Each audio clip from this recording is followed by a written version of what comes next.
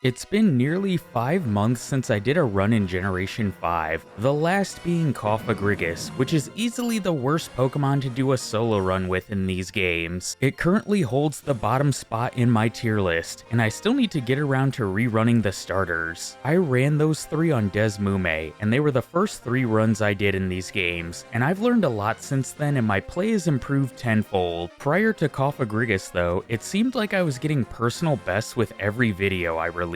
First with Druddigon, and then with Stoutland, and then again with Excadrill, and today I'm going to be running my first mythical on the channel native to Unova, and I think it might be able to establish a new personal best and beat Excadrill. Let's see how fast I can beat Pokemon Black using only Meloetta. Rules are on screen but also in the description. Meloetta is an interesting Pokemon. It's a normal psychic type, whose stats more favor the special side of things in terms of attack and defense, but it also has an alternate form. What you see right now is the Aria form, and this is its Pirouette form, turning into a normal fighting type with its offensive stats flipping and getting a boost to its speed. Meloetta is able to change between its 2 forms with the attack Relic Song, its signature move. We won't have access to this move until we reach Castelia City, but you also need your Meloetta to have the Fateful Encounter flag, which ours for today does. And I'm going to touch on that some a bit later with a funny-ish story. For now, let's continue with the early game in this playthrough. Despite N having a dark type as his lead in this first battle, we thankfully start with a normal type move, Round, and after defeating Purloin, Meloetta levels up to 6 and learns Quick Attack. I'm going to stay on minimum battles for now, only battling youngster Jimmy before taking on Bianca. I chose to replace Tepig today, so Bianca has the Snivy line, while Charon will have the Oshawott line. Not only is Round a special move, but Meloetta also gets same type attack bonus damage from it. I'm able to one-shot Bianca's Lillipup and 2-shot her Snivy, hitting level 8 at the end of the battle. Upon arriving in Striaton City, I'm going to take on Charon at the trainer school right away, holding off on going to the Dream Yard until after the gym. Despite Meloetta only being level 8, due to being in the slow level up group,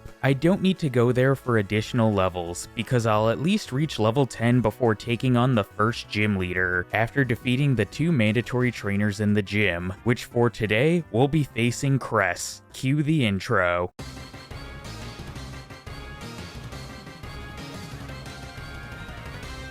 Cress's lead is Lillipup. Round nearly one-shots it as it just goes for workup. Forgetting that he has a potion, I just saw it was in KO range and went for Quick Attack. That's habit from some other runs I was playing at the time. I did film this back in February after all. I finish it the next turn and move on to his ace Panpour, which doesn't get a chance to attack me because my first use of Round on it gets a critical hit to one-shot it. Meloetta levels up to 11 and learns Confusion, and I've earned the first gym badge. But more importantly, the TM for workup, which Meloetta can learn, and I'm going to teach it right away before exiting the gym. As the Dream Yard stuff plays in the background, I want to quickly cover Meloetta's level up moves, move pool, TMs, and ability. Through level up, it gets some good options. At 16, we will get Sing, which I might need to defeat Lenora, Teeter Dance at 21, Acrobatics at 26, which doubles in power to 110 if you don't have a held item, Psybeam at 31, Echoed Voice at 36, which is an underrated move. If you don't know how this move works, its base power increases by 40 for each consecutive turn it's used, up to a max of 200. I don't remember if I took advantage of that in this playthrough because I'm editing it at the end of May, 3 months after I recorded it, but I will take advantage of this move with a Pokemon I plan on running in the future. We will just have to wait and see if I was smart enough to do so in this run. U-Turn at 43, Wake Up Slap at 50, Psychic at 57, Hyper Voice at 64, Roleplay at 71, Close Combat at 78, a fantastic move for our Pirouette form, and Perish Song at 85. I know the TM list is hard to read since Pokemon's move pools are so expanded now, so I'll just try to quickly cover some of the notable TMs, which there are a lot. Home Claws, Psyshock, Calm Mind, Thunderbolt, Return, Psychic, Shadow Ball, Brick Break, Rest, Echoed Voice, Focus Miss, Energy Ball, Charge Beam, Acrobatics, Shadow Claw, Retaliate, Workup, and Grass Knot. Meloetta only has one ability, Serene Grace. which increases the chance of our moves getting their additional effect, like Charge Beam increasing my special attack. After completing the Dreamyard stuff, I immediately head to Route 3, skipping the daycare training and immediately face Charon. He's still not a challenge to this point. I'm able to two-shot Oshawott with Confusion, and get some help inflicting the status condition, and his final Purloin is one-shot by round. After defeating the Plasma Grunts within Wellspring Cave, I make sure to catch my HM users, a Roggenrola and 2 Woobats to make sure I have my party filled up. I grab the glitched candy, and the minimum battles dream dies when I get caught by this girl on the bridge. After depositing my HM users at the Nectarine City Pokemon Center, I immediately head to the gym. No Pinwheel Forest training, no grabbing the TM for Rock Smash, not even battling the nurse beforehand. I have to battle N before I can enter the gym though, but he's not a problem. I can one-shot all of his Pokemon with Confusion, with the exception of Tympole, but I inflict the status condition and it knocks itself out. Gotta love it. None of Lenora's gym trainers cause any problems until I get to School Kid Lydia. She's the final trainer you have to face before facing Lenora. She has 3 Lillipups. I'm going to have to two-shot all of them with Confusion, and the first and third hit me with Bite, which do about a third. And this now has me worried, because Lenora has Herdier, which knows Bite, and her Watchog knows Crunch. I did hit level 16 while in the gym and taught Sing in the place of Quick Attack. I figured this sleep-inducing move is going to be a key factor if I want to hopefully first try Unova's toughest gym leader.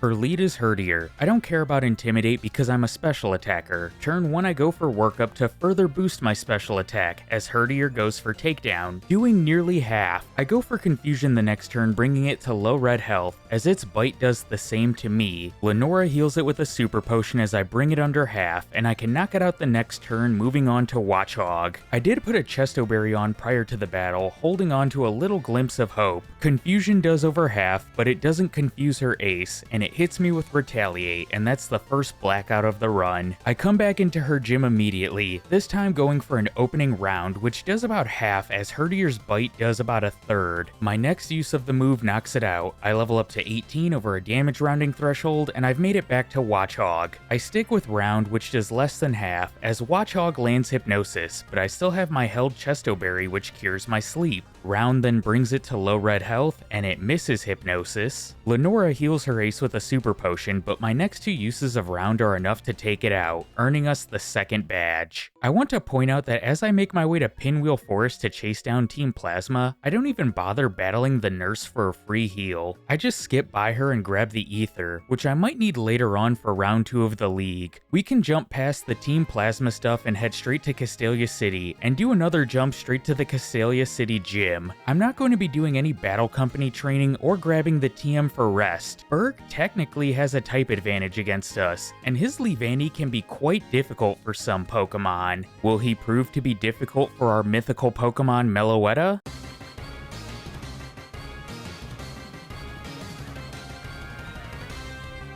Berg leads with Whirlipede. Confusion one-shots it. He sends out Dwebble next, and I have to two-shot it with Confusion, and its feint attack does less than a quarter. Berg burns through all of his Hyper Potions before I knock out the Rock Crab and last is Leavanny. Confusion looks like it's doing about 40% of its health, as Razor Leaf brings me to low yellow health. I think in this moment, I should have tried to roll the dice with Teeter Dance, but I go for Confusion again, bringing Leavanny to low yellow health, and it's able to finish Meloetta with a Razor Leaf. Things don't go well in the next battle. The Dwebble, instead of hitting me with Feint Attack, goes for Sand Attack instead. This causes me to miss a bunch with Confusion, and it's able to chip me down with Feint Attack to 30 hit points before I move on to Leavanny. This time against Berg's ace, I do go for Teeter Dance, and it hits itself in Confusion. I switch to Round the next turn, which brings it under half, as Leavanny tries to speed control me. But things don't work out in its favor, because Leavanny hits itself in Confusion again, and Round is able to finish it, earning us the third badge. I have back-to-back rival battles against Bianca and Charon as I exit town. Neither battle are difficult. I can sweep both of their teams with Round, with the exception of Charon's Duat, who I have to two-shot, and its Razor Shell combined with the Sandstorm bring Meloetta to low red health. making this one a bit close. In Nimbasa City, I'm going to skip the return TM for now, along with the 2 candies I would have access to on Route 16 in Anvil Town. I'm also going to skip grabbing the Strength HM for now, instead heading straight to the Ferris wheel to battle N. Like with Bianca and Sharon, Round can make quick work of his team. I don't one-shot his final Pokemon Sigilif, and because of this, it's able to get an attack off after Tailwind. Once I knock it out though, Meloetta levels up to 26 and I have the chance to learn Acrobatics. Even though this move isn't going to be much use in Elisa's gym, I teach it in the place of Teeter Dance. Watching this back, I should have kept this move. I could have deleted something like Work Up and retaught it if I needed the setup move, because Confusion would probably help out against Elisa and her annoying Emolgas, and of course we can't forget about her ace Zebstrika.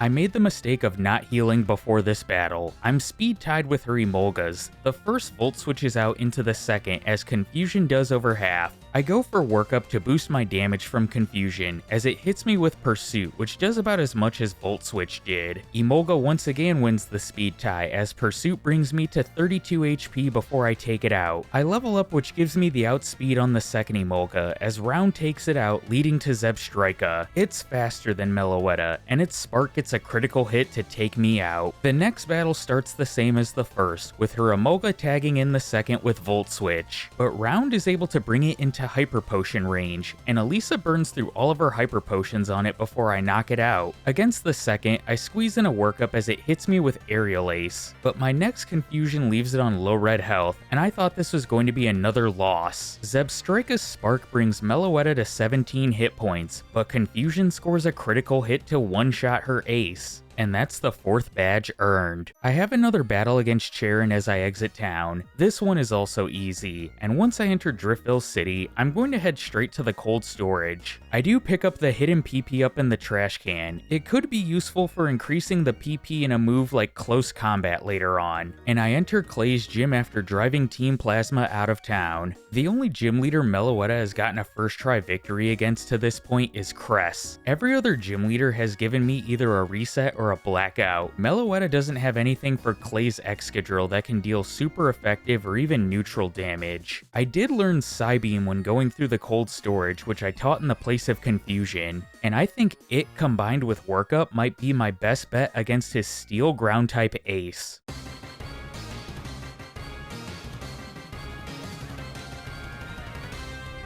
Krokorok is his lead. If I would have caught a Timpole earlier in this run and gotten access to a Persum Berry, a Swagger from this thing could help with boosting the power of Acrobatics after my berry is consumed. Acrobatics unfortunately leaves it on low yellow health, and its speed controls me with Bulldoze. Clay heals it with a Hyper Potion the next turn as I switch to Round, which gets the one-shot. Alright, Palpitoad is next and I set up a turn of Workup as it goes for Bulldoze, lowering my speed again, but it wastes its next turn going for Aqua Ring as Round one-shots. Last is Excadrill. Because of the previous speed drops, Excadrill is faster and it sets up with Hone Claws, as Psybeam deals about a quarter. Excadrill then goes for Slash, bringing me under half, as Psybeam does the same to it. Unfortunately for Meloetta, that's the last attack in this battle, because Excadrill's Bulldoze knocks me out. In the next battle, I forego any setup against Clay's first 2 Pokemon and just go for Round. I'm able to one-shot Krokorok, and I have to 2-shot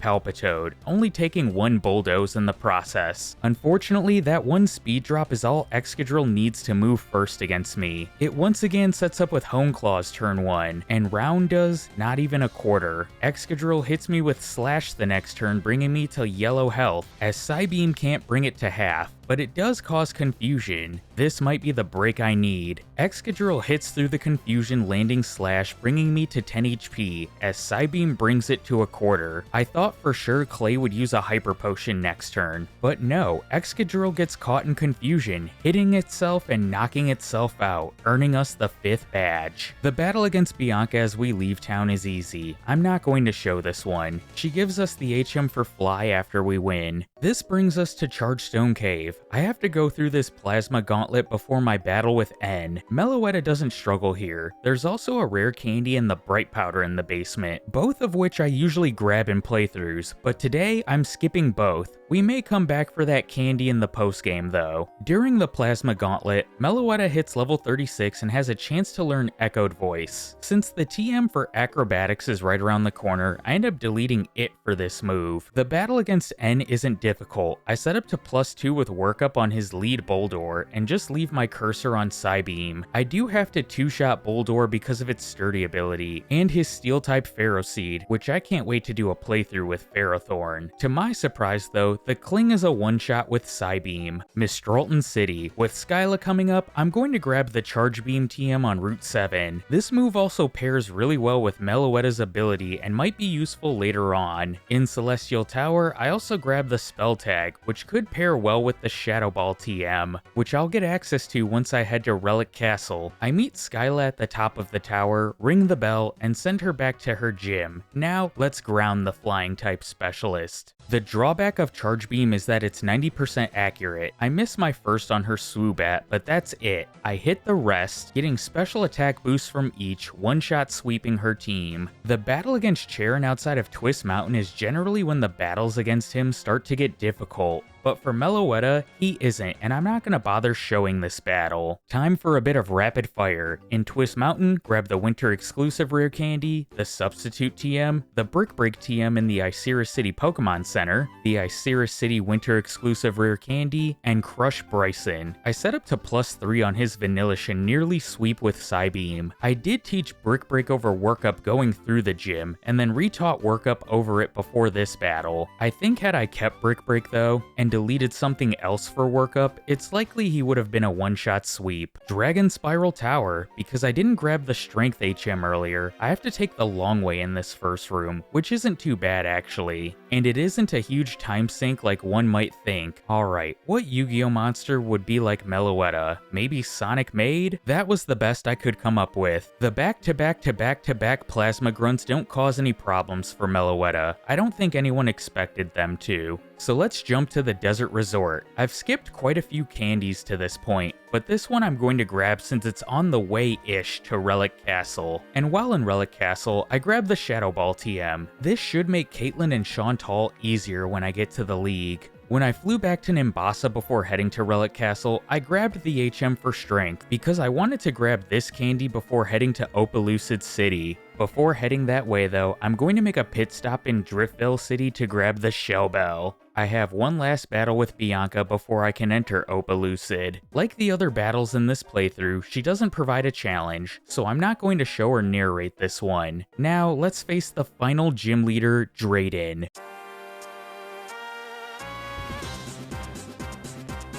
This might be a first, but Meloetta loses to Drayden, making it 5 of the 8 gym leaders defeating me at least once, using a mythical Pokemon at that. I didn't heal prior to this battle because I was confident Drayden would be a pushover. Psybeam doesn't one-shot his lead Fracture, but it causes confusion and it hits itself to knock itself out. However, Drayden's Druddigan causes problems today. Psybeam does about half, and it hits me with Night Slash, bringing me under half. I knock it out the next turn and move on to Haxorus. Psybeam does over half to it as it sets up with Dragon Dance, but that one turn of setup is all it needs to outspeed. It goes for Assurance, dealing super effective damage and knocks out Meloetta. I don't think I've ever lost to Iris or Drayden in any playthrough of these games. In the next battle, I still didn't heal prior, and I set up 2 turns of workup as Fracture goes for Dragon Dance on those 2 turns. It now outspeeds and hits me with its own Assurance, leaving Meloetta at 43 HP, but +2 is all Psybeam needs to one-shot sweep his team. Charon before Victory Road isn't a challenge. The battle is closer than it looks because I accidentally used Psybeam on Liepard and it retaliated with Night Slash, doing a decent amount of damage. This might be the first playthrough I've had where neither rival was a huge problem.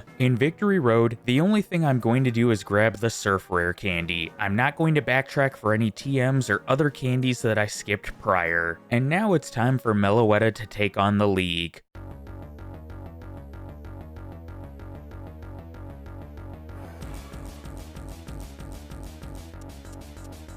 I start with Marshall because on paper, he looks like the easiest matchup, but Marshall once again proves he's a big improvement over previous fighting type specialists in the Elite Four. Psybeam isn't able to one-shot his lead throw, who goes for Bulldoze to lower my speed. On the turn that he uses a full restore, I set up workup so that I can one-shot it the following turn. Mienshao is next, and it moves first with Jump Kick, which deals neutral damage and hits hard. Psybeam gets the one-shot, but now I have to deal with Sawk. Because of Sturdy, I'll have to two-shot it, but it also moves first. And because of this, Meloetta loses to the fighting type specialist. I reset my game, not realizing I hadn't saved in a while, and I'm all the way back at the battle before Charon on Route 10, so quite a bit to replay. It's reasons like this why I personally don't use real time as my metric. In the next battle, I tried teaching Substitute to Meloetta to get around any speed drops from throw, and yeah, that didn't work out in my favor, but what does work out in my favor is putting on the Shell Bell prior to the battle. Because against Sawk, as Marshall constantly heals it up with full restores, I can restore my own HP and try to tank an attack from it. I end up not needing to do that though, because Psybeam causes confusion and it knocks itself out. I can move on to Conkeldurr, who's an easy one-shot with Psybeam.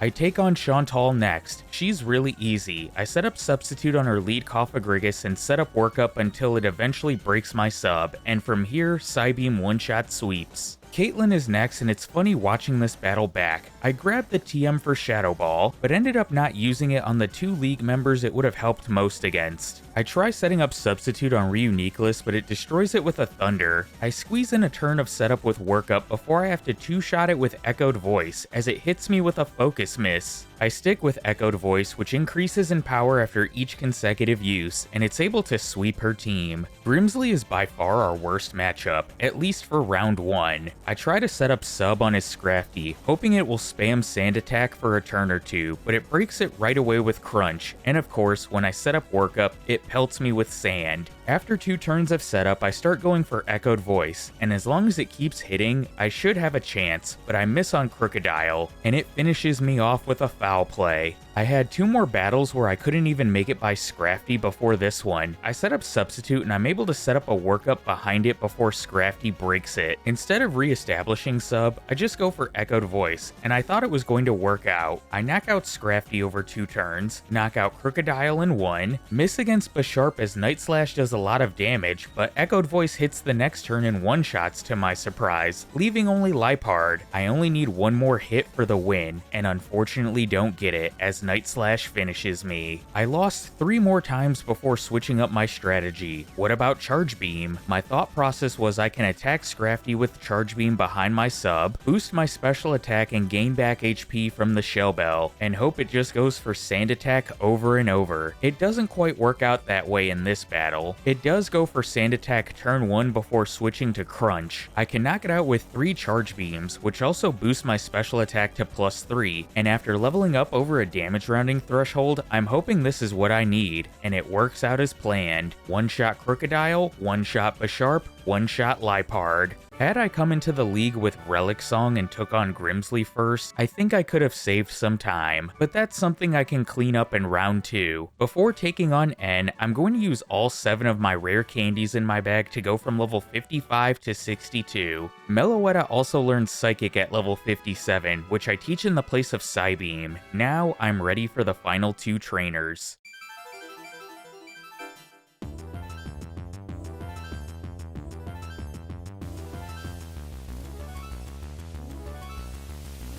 Zekrom is N's lead. I have to two-shot it with Psychic as Fusion Bolt does under half to me. Caracosta is next, and I can set up with Charge Beam on this thing. Its Crunch brings me under half, but thanks to N using a full restore and this thing having the Sturdy ability, I can get in 2 more special attack boosts with Charge Beam while also recovering health thanks to the Shell Bell. And for good measure, why not go to +4 on Archeops as Charge Beam one-shots? Kling Klang comes in next, and I wasn't sure if this was actually Zoroark, so I didn't want to go for Psychic. Echoed Voice does about 3/4 and says not very effective. Okay, so this is Kling Klang. That's alright, the battle is won. I can take out Zoroark with an Echoed Voice and Vanillish with Psychic. Now let's face Getsis.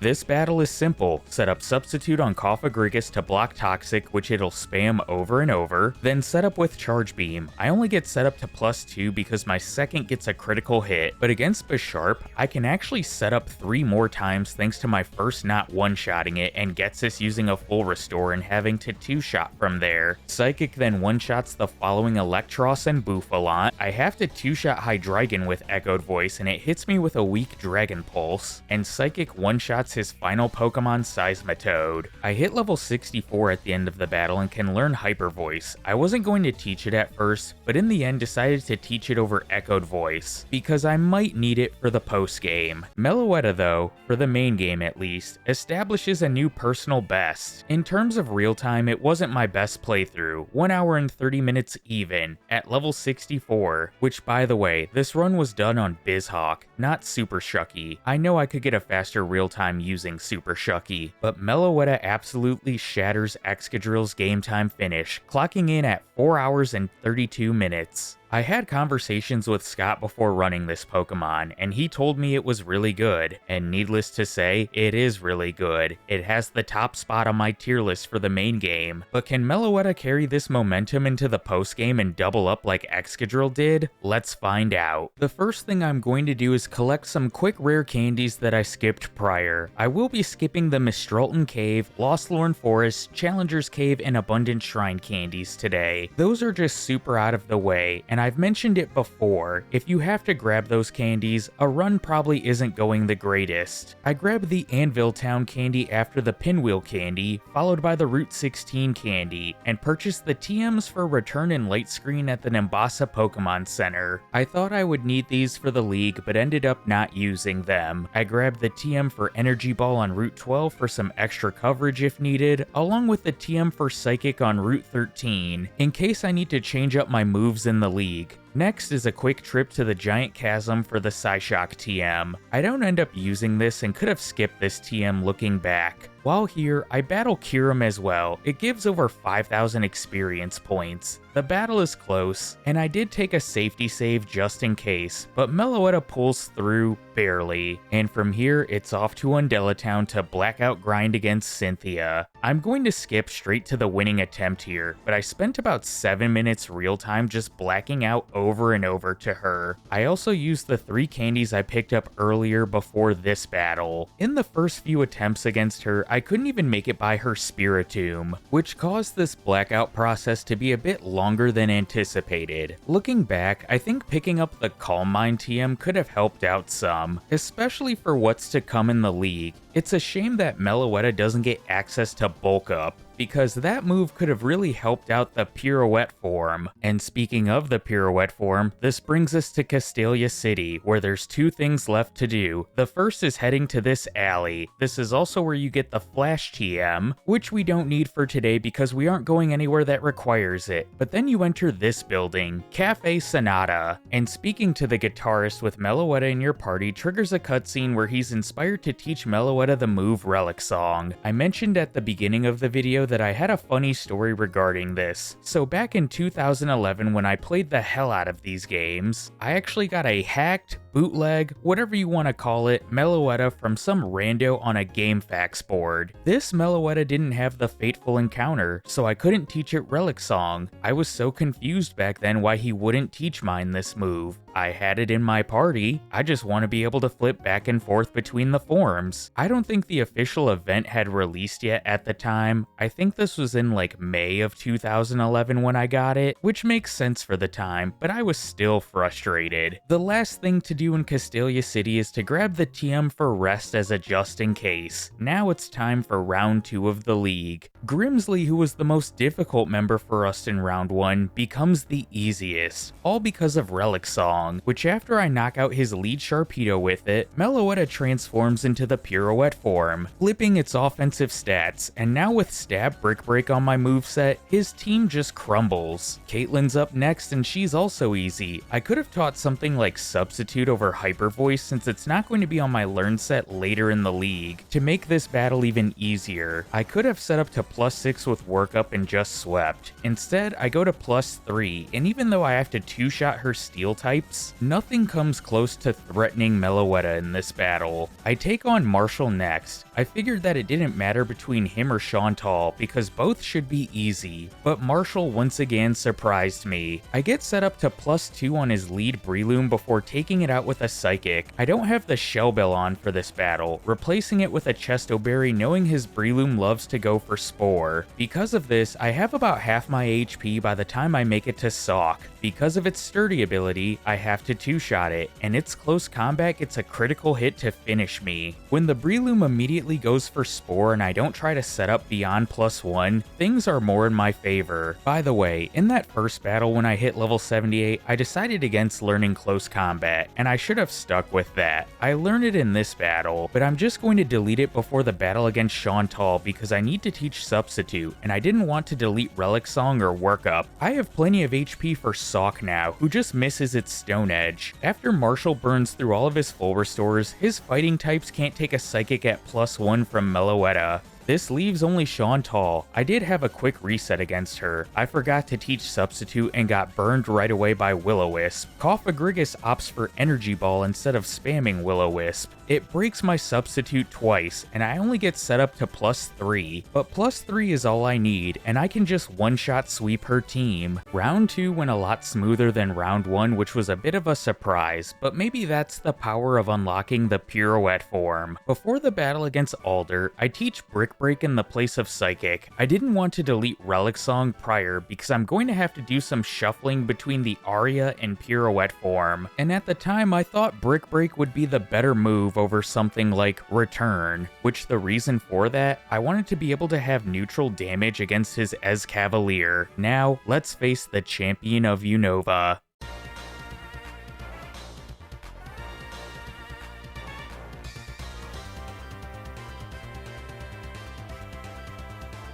Excelgor is his lead. We know how annoying this thing is. The first battle ends quickly because Excelgor is faster, and Bug Buzz easily two-shots Meloetta in its Aria form. But something I didn't mention earlier, Relic Song has another effect aside from allowing Meloetta to go between its two forms in battle. It also has a 10% chance to put the opposing Pokemon to sleep, and this gets boosted by Serene Grace, and in this battle, I put this fast bug to sleep right away. Excelgor stays snoozing long enough for me to set up to +2 with Workup and finish it, and I had high hopes this would be enough. Brick Break one-shots the following Druddigon and Escavalier, and 2 of his 3 remaining Pokemon are weak to the fighting move. He sends out his ace Volcarona next, which I could proc Flame Body against. Brick Break does 3/4 to it, and it goes for Overheat, which without a crit has enough damage to finish me. So this battle still has a bit of a luck factor to it, and Excelgor is no walk in the park in either form, because while it has Bug Buzz to deal super effective damage to the Aria form, it also has Focus Blast for the Pirouette form.